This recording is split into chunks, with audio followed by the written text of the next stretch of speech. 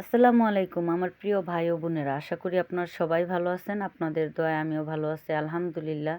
তো চলে আসলাম আমার টমেটোর ক্ষেতে।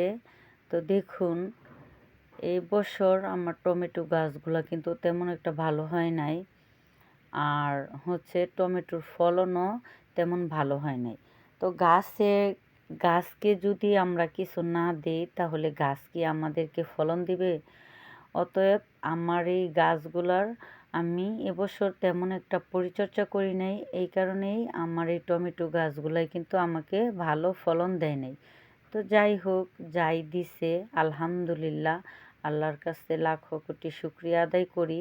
তো দেখুন, টমেটোগুলা কিন্তু খুব সুন্দর দেখা যাচ্ছে। যাই হয়েছে, পরিমাণে একেবারে কিন্তু কম হয়েছে টমেটো। তো দেখুন, এই প্রথম আমার এই গাছ থেকে বেশি করে টমেটো উঠিয়েছি, আর এর আগে একেবারেই কম টমেটো নিয়ে খাওয়া হয়েছে। তো এদিকে দেখুন, সিম গাছের কথা কি বলবো, সিম তো খেয়ে শেষ করা যাচ্ছে না, আর মানুষের মাঝে বিলিয়ে দিয়েও শেষ করা যাচ্ছে না। মানুষজনকে কিন্তু প্রচুর পরিমাণের সিম দিচ্ছি, আর এত সিম তো খাওয়া যায় না, কি বলবো। তো যতই মানুষকে সিম দিচ্ছি, আর তত বেশি করে কিন্তু আমার এই গাছে সিম ধরে আছে। তো টমেটো, ওদিকে টমেটো উঠিয়ে নিয়েছি, এদিকে সিম উঠিয়ে নিচ্ছি। তো এই সিমগুলো উঠিয়ে নিচ্ছি। আমার বড় বোন আসছে, আমার ছোট বোন আসছে, আমি তাদেরকে এই টমেটোগুলো আর সিমগুলা দিয়ে দিব। তো দেখুন, এই সিম গাছগুলার পাতাগুলা কীরকম হয়ে গেছে, আবার মাঝখানে মাঝখানে নতুন নতুন পাতা বের হচ্ছে। তো দেখুন, এই তো সিম কিভাবে ঝুলে আছে, একেবারে সিমে পরিপূর্ণভাবে বিচি হয়ে আছে সিমের ভিতরে। তো বিচিওয়ালা সিম কিন্তু শুটকি দিয়ে রান্না করে খেতে মজা, তারপর মাছ দিয়ে রান্না করে খেতে মজা। তো এত সিম হয়ে আসছে, হয়তো বা আপনারা বলবেন কি আপনি কি শুধু সিমই খান? না, আমার ঘরে তেমন একটা সিম খাওয়া হয় না, খুবই কম। যখন প্রথম সিম বের হয়েছিল আমাদের গাছে, সেই জুলাই মাস থেকে কিন্তু আমি আমার নিজের গাছের সিম খাচ্ছি।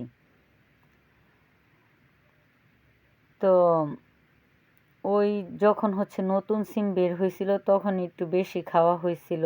এখন কিন্তু পরিমাণে খুবই সিম কম খাওয়া হয়। আমার ঘরের কি বলবো, কেউই সিম খেতে চায় না। আর এবার সিম কিন্তু আমি ফ্রিজে সংরক্ষণ করে রাখি নাই।